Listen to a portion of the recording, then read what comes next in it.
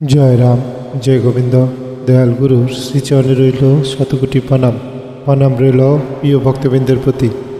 সংসার মায়াময়, কেবল অনন্ত তরঙ্গ, স্থিরত্ব রাখা ও থাকা সুকঠিন। একমাত্র ভগবান নিরপেক্ষ স্বরূপে প্রতি পদে পদে বিচরণ করিয়া থাকেন। সেই ভগবৎ পদ লাভ করিতে হইলে তাহারই স্মরণ নিয়া থাকিতে হয়। এই প্রকার নিরপেক্ষতা হরণ সহিষ্ণুতা করিয়া লইয়া ভগবত প্রেমে মুগ্ধ হইয়া যায়।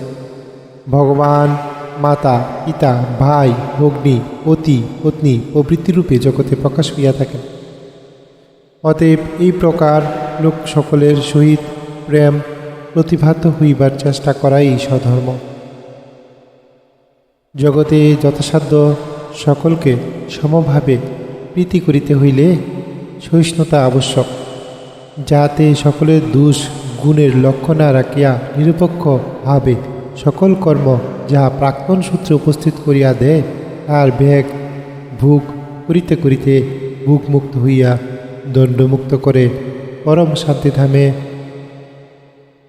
শ্রী ভগবানের নিকটস্থ হইয়া থাকে।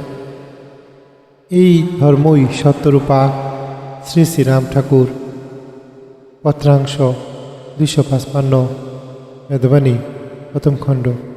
জয় রাম, জয় গোবিন্দ। গুরুর কৃপা সবার উপর বর্ষিত হোক, গুরু আশীর্বাদে জগৎ আলোকিত হোক, গুরুর মহিমা জগৎব্যাপী প্রচলিত হোক। জয় রাম, জয় গোবিন্দ। সবাই খুব ভালো থাকবেন। শুভ সকাল সবাইকে।